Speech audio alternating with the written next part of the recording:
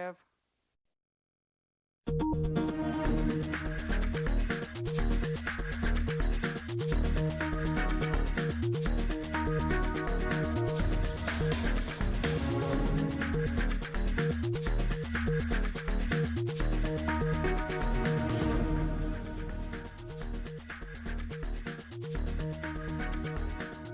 Hello and welcome to Shaka Extra Time. I am Paul Ndiho. Joining me on set is Shaka Sali himself, aka the Kabale Kid, sporting a Kabale Kid hat. How are you, Shaka? I still remain simple, easy, and of course, as some of my fans suggest, an awesome son of Africa. Very interesting. Indeed, an awesome son of Africa. I see you're sporting a very nice hat, courtesy of what? Kabale Kid? Somebody. Yes. How does it look like? It looks beautiful. So it probably helps us walk back. So is this going to be in your memory new... lane to Kabale? Right. Is this going to be your new trademark now? Oh, and why not? One of these days, I'm going to have the opportunity to go back to Kabale and celebrate, by the way, the 20th anniversary of Straight Talk Africa, well, live. I look forward to that, Shaka. From Kabale. A warm welcome to all our Facebook followers are watching us live. Shaka Extra Time is a show that comes to you every Tuesday. And today we'll go through a whole a bunch of stories that are happening on the content. But maybe first, let's start by talking about the trip that Mike Pompeo, the Secretary of State for the United States, is in Africa as we speak. I just maybe finished the meeting with the Ethiopian Prime Minister. I started out in Senegal to Angola, then Ethiopia. Your assessment, Shaka? You know, it is very interesting that he has gone to 3 African countries. One of them, you mentioned Senegal. Senegal is a former, essentially what you would call Francophone African country, very strategic in West Africa, and very democratic, by the way. And then you talk about Angola. Angola is a former Russophonic country under the Portuguese who never really wanted to leave. And then he goes to Ethiopia. And of course, Ethiopia, you remember your history very well, I'm sure. It is one of those few countries, if any, that were never politically colonized by other countries. The Italians can claim that they attempted. They didn't quite really colonize it. They went in during the Second World War so as to revenge the Battle of Adwa, which they had miserably lost almost 100 years earlier. But it's very interesting because the U.S. obviously is the lone superpower, and as a superpower, it has its vital national security interests. And the focus, of course, has been, for the most part, the war against terrorism. So when you look at Ethiopia, Ethiopia happens to be a key ally in terms of that war, in terms of the security, especially because of Al-Shabaab and you name it. And Senegal also happens to be in a region where you also have these other terrorists called Boko Haram. So it makes sense. And of course, when you talk about Angola, the American companies make tons and tons of money in Angola because of oil, because of diamonds, because of you name it. It's interesting that you talked about some of the strategic interests for United States, and I'm surprised you didn't mention Uganda, or Pompeo didn't go to Uganda, because Ugandan soldiers are dying on behalf of America in Somalia. You're right, Paul, but the last time I checked, I have absolutely no part in making those types of decisions. When it comes to that, I think I'm comfortable in saying that I'm eminently underqualified to do that. But you definitely have a point. Uganda, in fact, has been a sort of linchpin, if you will, in terms of especially the fight against Al-Shabaab. It maintains the single largest contingent under AMISOM in Mogadishu. Can fighting terrorism or this extremism, like people like to call it, really, uh, is it more of an ideological thing? Is it a political thing? Or is it something that can be resolved by bombing people out of their caves? There are actually some pundits who think that fighting terrorism is wishful thinking, especially using the military aspect of it, because in fact these same pundits think that what really is needed is for these countries to identify the fundamental root causes of why these young people are engaged in what these people characterize as terrorism, so that they can deny them the ground, the space to do this. They should, for example, come up with packages of education, packages of providing skill sets and what have you, so that these young people can learn the skills so that they can become useful members of society. And so it looks like it's taken very, very long. And it reminds me of a one-time genius, Professor Albert Einstein, who frankly at one time suggested that if you keep doing the same thing over and over again, expecting different results, that he called insanity. Shaka, you brought up a very good example, and if you don't mind, I would like to go back to it. You said that maybe perhaps the United States can figure out a way of maybe trying to engage these kids by maybe giving them education scholarships and other things that can maybe enable them to be active members of the society. But there are groups like Boko Haram, for example, even Al-Shabaab, that are totally against Western type of education. They want people to stay the way they are. Yeah, but that's not exactly what I said. I hope that you are not quoting me. Basically, really, what I'm thinking is the United States and other world powers working in collaboration with these African countries where there are those types of problems, those types of concerns, and coming up with an educational package that helps to equip these young people with skill sets. For example, they can teach you how to fish if you live next to an ocean, and some of these countries are very close to oceans. If you live very close to a river, you live very close to a lake and all that kind of stuff, they can teach you a lot of different things that can generate income and can therefore really divert your focus on thinking that when you actually hold an AK-47, it has the potential to liberate you. But how about those who argue that, for example, education, there are a lot of young people who are highly educated on the African continent, but they don't have jobs. They can't use those skills they have acquired to acquire any job, good paying job. That's why a lot of them are trying to flee the continent. And those who are remaining are also being recruited into these by these terrorism groups operating both in North Africa and in some parts of the Horn of Africa. Could it be possible that perhaps what you are describing as education is in fact at the end of the day not education or not appropriate education for that matter?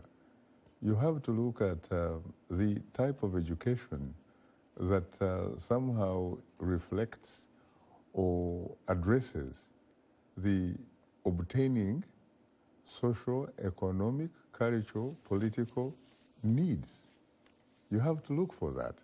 Yeah. You have to, for example, if you teach someone to be a mechanic, there better be automobiles or cars to be fixed, or engines, or that kind of stuff. So I think that we should be looking for the type of education that is relevant to each particular community or society or country for that matter, but not simply, for example, reading stuff that you're going to be repeating and repeating, but in fact does not have the effect of bringing food on the table.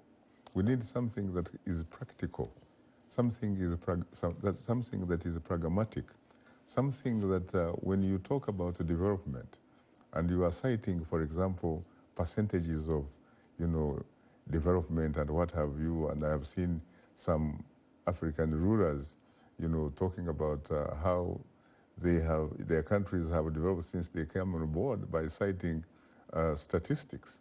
But when you think about it, some of those statistics, in fact, do not reflect, essentially, do not really reflect what actually is or should be or ought to be in their stomach. Do not reflect what is happening or not happening in a community and all that kind of stuff. And so some people will say that probably is a result or a reflection of what they would call creative accounting. Interesting. Let's move on. Let's go to South Sudan.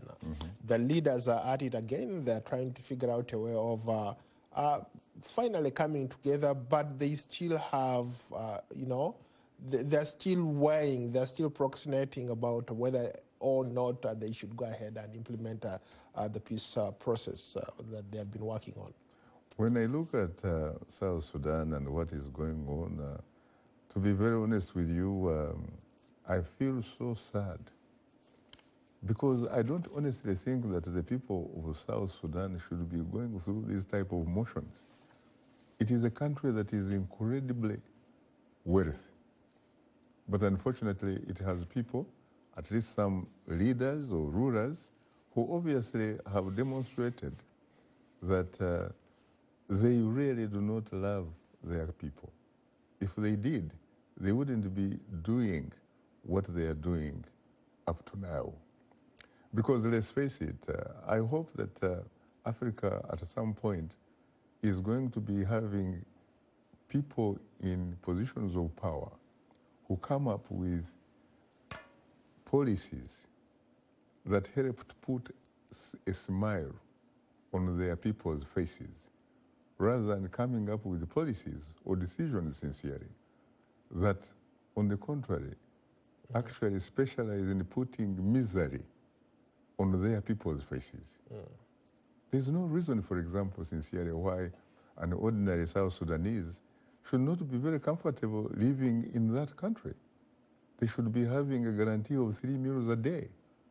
Their children should be actually going to school, learning a skill, and what have you, and beginning to believe sincerely that there is this thing called independence, and that this independence from Sudan can actually translate into what is called hope, that there is a light at the end of the tunnel. But unfortunately, you have some selfish individuals here. Recently, of course, the president, Salva Kiir Mayardit, did a good thing. Under enormous pressure of both IGAD and IGAD Plus, he agreed that he was reverting to the original 10 states in South Sudan. And he had actually come up with 32.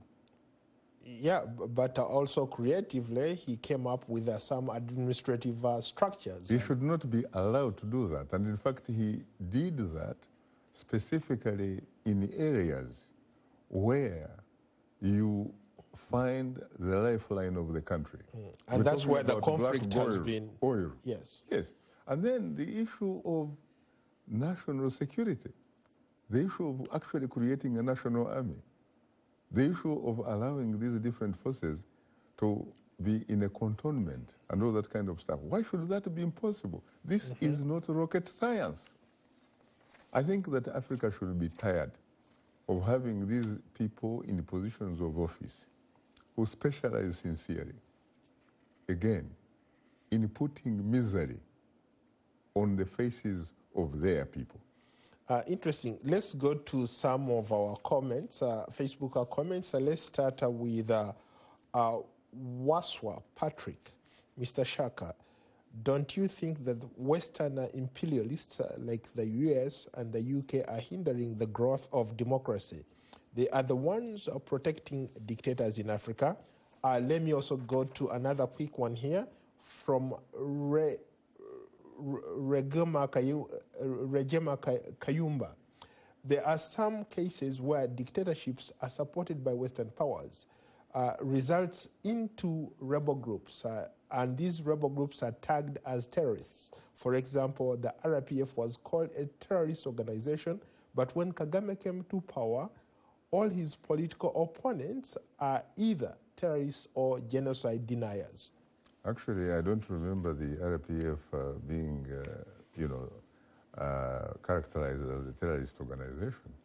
I don't know by who, for example. This RPF was actually supported by the United States of America. It was started by the United Kingdom, government. And these are two very important countries which are members and permanent members, in fact, of the UN Security Council.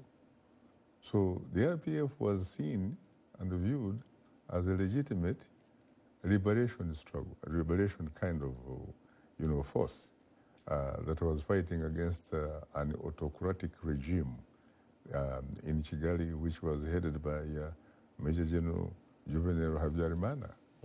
And there are a lot of people, including myself as a journalist, who actually thought that what they were actually fighting for was justified, because you couldn't think of a people to be permanent refugees in Africa, let alone really for an African to be a refugee in Africa. It simply doesn't make sense. It's not that there was not enough room for people to be accommodated. It is simply that some rulers were basically very selfish, very narrow, very pettish. And it is very unfortunate that the RPF is pretty much almost borrowing from the same leaf or same template. It's like you're reading my lips. I was about to ask you the same thing. Yeah. I mean, you are talking about a situation where a liberator and a former victim of oppression, in fact, becomes an oppressor. Interesting. Let's go to a quick follow-up from Charles Ashimba Jr. What's your view on the suicidal of Kizito Mihigo, which left many questions unanswered?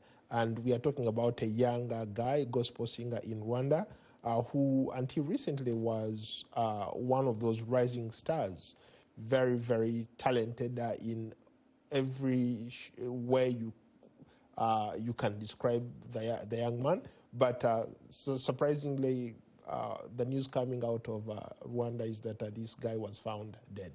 I don't really want to jump to conclusions because I don't have the facts. I normally like to have the facts and give them legs so that they can walk me where I take my audience.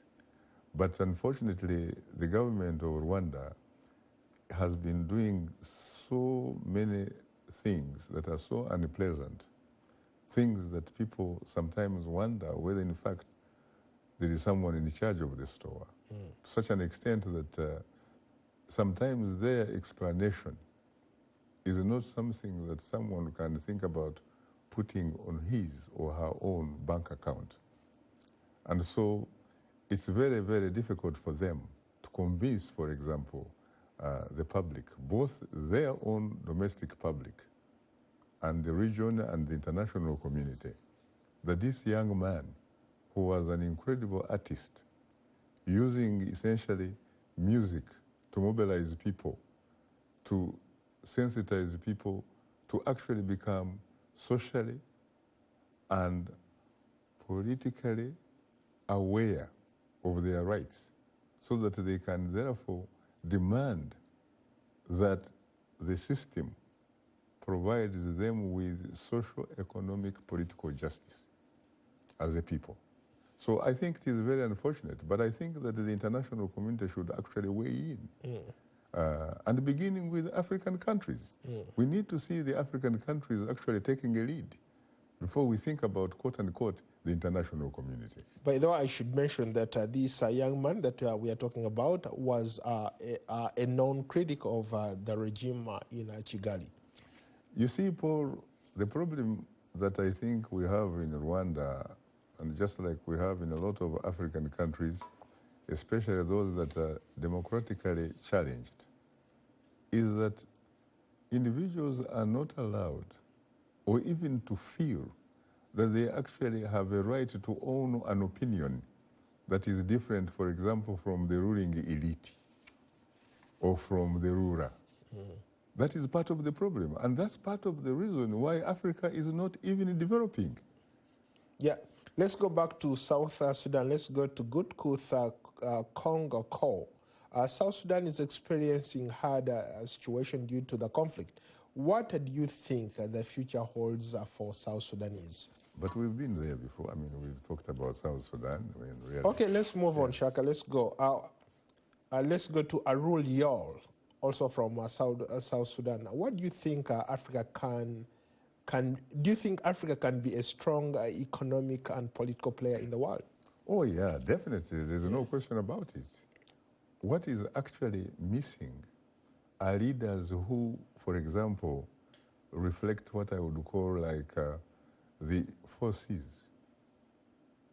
Leaders that are conscious, leaders that have character, leaders that have courage to make decisions that are in the interest of their people, leaders that care about country, community, that kind of stuff. Not leaders or rulers who are patriotic to their stomachs, the stomachs of their families, and their friends, not society. We also need to have leaders, sincerely, who reflect what I call the 3 B's. Leaders who can come, address their people very briefly, and with ideas that are bright, and in a manner that is bold. Those are the type of leaders that are actually lacking in Africa. You know, if it can be done somewhere else, Paul, why can't it be done in Africa, which is in fact supposed to be the cradle of man? That's where all people originated from. Yeah, so we look at China. I grew up during the time China experienced a revolution, and I had a leader called Chairman Mao Zedong. This man isolated China in order to unite it so that it can become a united nation state. And when this man died, this man that replaced him, Deng Xiaoping, this man came with an incredible theory. He said, yes, China is a socialist state, but we need to figure out how to build this type of socialism so that it can be reflected in people's stomachs. And so he came up, Paul, with something interesting.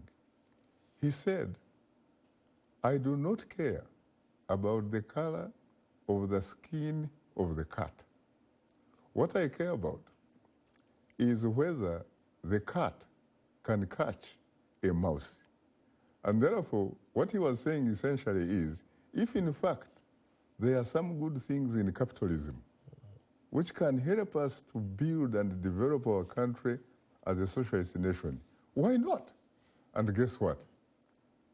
Talk about China.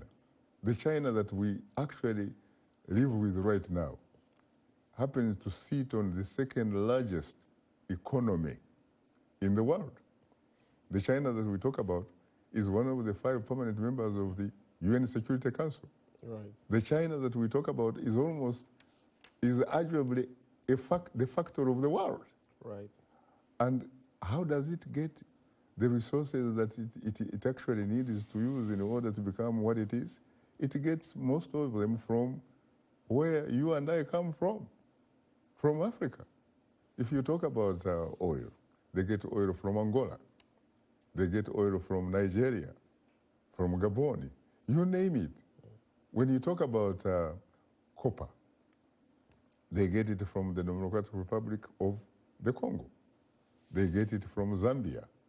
When you talk about cobalt, all those types of things. When you talk about, for example, coltan, with your iPhone, smartphone, video phone, and what have you, it comes from Africa. Yeah. So what Africa lacks is leadership. There is a leadership deficit. Africa needs to have leaders, and I have not lost hope because the world is not static, it is dynamic.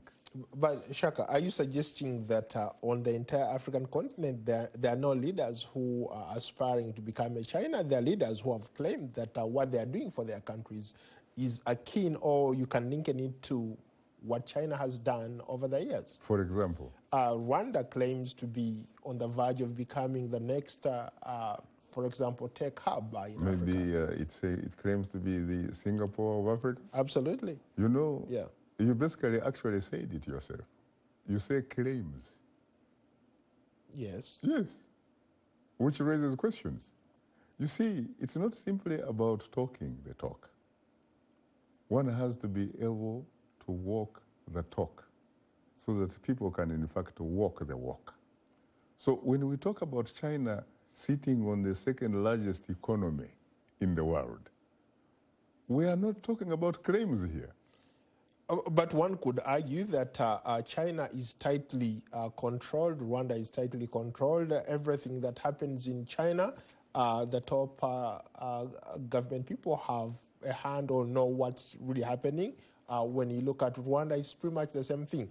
It looks like Rwanda has borrowed a template from China, but and one could argue that they're actually looking at maybe in a few years' time to be at a level where no other country will be in Africa. You see, some of those things that you are talking about make sense, but the reality is different.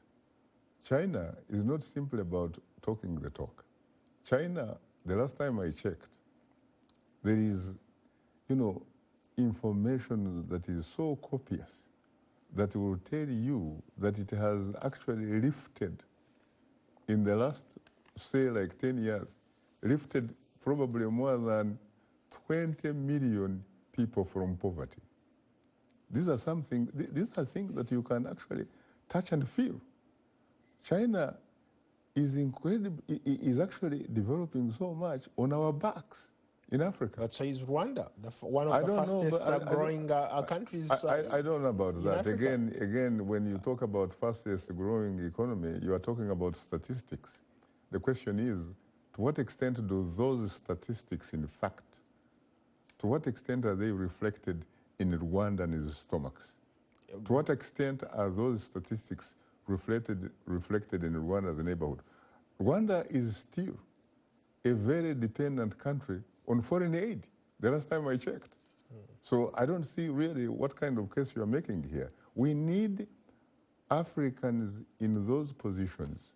Africans, again, as I said earlier, who will come up with policies, who will make decisions that put a smile on the children of Africa, not putting misery on people's faces. I mean, it's unconscionable. How can we inherit a continent that is sincerely so rich, so wealthy, and yet our people are so poor?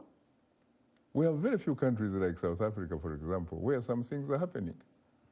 I was looking at the script, and somebody, in fact, was wondering whether you can actually have democracy in Africa in a place where there is no homogeneity.